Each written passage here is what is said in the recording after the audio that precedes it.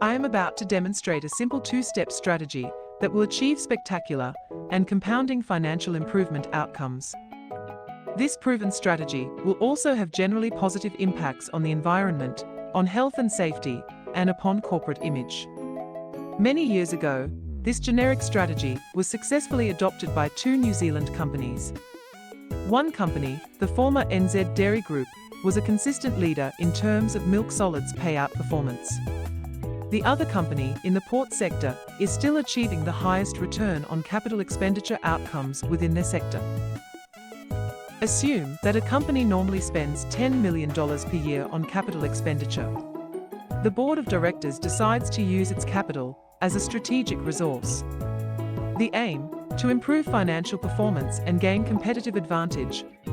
Targeted value improvements are conservatively set at 20% of the annual budget, or $2 million per annum. These gains will be achieved without any compromise to quality. McKinsey & Company are leading consultants. They wrote an article entitled, "Why Capital Expenditures Need More CFO Attention." Their research into one capital-intensive company's experience underscored savings equal to 22% of the entire Capex budget. This was achieved by implementing a standard model and by taking a more disciplined approach. Here are a few examples as to how. Avoid allocating Capex based on historical use. Establish return on capital objectives and a corporate discipline to ensure that Capex is allocated where it can influence returns or mitigate business risks. Integrate objective priority setting tools for must-do Capex to ensure needs are met before wants. Introduce formal tendering procedures requiring bids to be zero-based. Integrate tools to test the bankability of projected cash flows for business case Capex. Maximize asset utilization on the back of Capex proposals. Require asset replacement proposals to be assessed on condition monitoring data. Reject arbitrary age criteria. Always require alternatives to be considered. Project value assessments for larger projects. Require business case proposals to achieve commercially focused return on capital thresholds.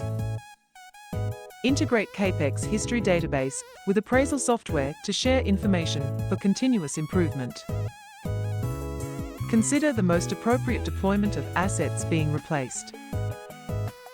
Implement best practice procurement systems and promote coordinated volume tenders.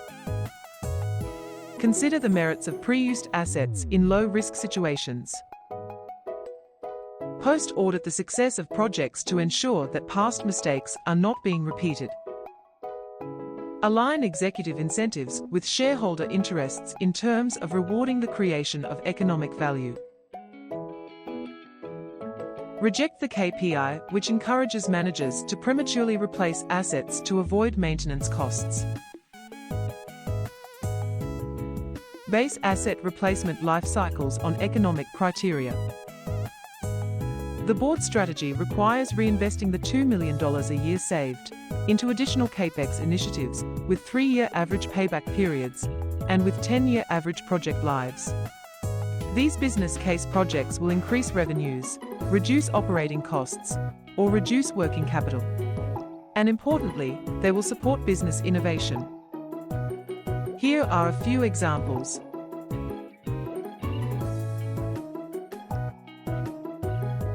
Capex to grow innovation. Avoid asset hire or rental when uneconomic. Avoid external charges when uneconomic. Reduce energy costs. Reduce materials usage. Lift labor productivity. Raise product quality. Substitute resource inputs. Plant operation flexibility. Waste disposal cost reduction or recovery. Process automation and integration. Relocate and rationalize process or service. Streamline supply chain. Preventative maintenance. Reduce inventory levels. Reduce or recover overhead costs. Improve space utilization.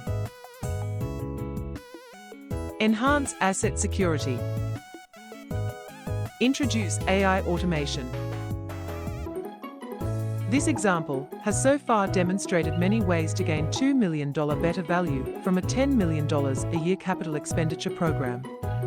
I have also shown you many opportunities to reinvest these value gains into Capex, which pays for itself in 3 years. This graph demonstrates the compounding positive impact on net operating profit after tax, or NOPAT. Note that by the 10th year that NOPAT has increased by a massive $4.5 million, that's over and above the status quo of not implementing this strategy. Directors will keenly note that shareholder value will compound accordingly. The board directs management to upgrade its capital management systems by implementing the best systems available. This will provide the essential controls needed for profitable growth while mitigating business risks. The US-based Boston Consulting Group's Global Head of Innovation, James Andrew, defines innovation as a process that uses new knowledge to generate payback. Without payback, it's just an invention, he said. Capex Strategio was developed specifically to assist the directors of New Zealand corporates to manage profitable growth with a strong focus on mitigating risks. It has certainly been our experience as practitioners in industry and the service sector that the opportunity exists to gain 20 to 35% better value from capital expenditure programs. Strategio is arguably the most proven IT solution in the Southern Hemisphere. The financial performance improvement demonstrated in this video will be compelling to directors. But more importantly, a McKinsey & Co study of 200 institutional investors found that good corporate governance achieves a triple win: attracting capital, increasing the share price, and reducing the cost of capital.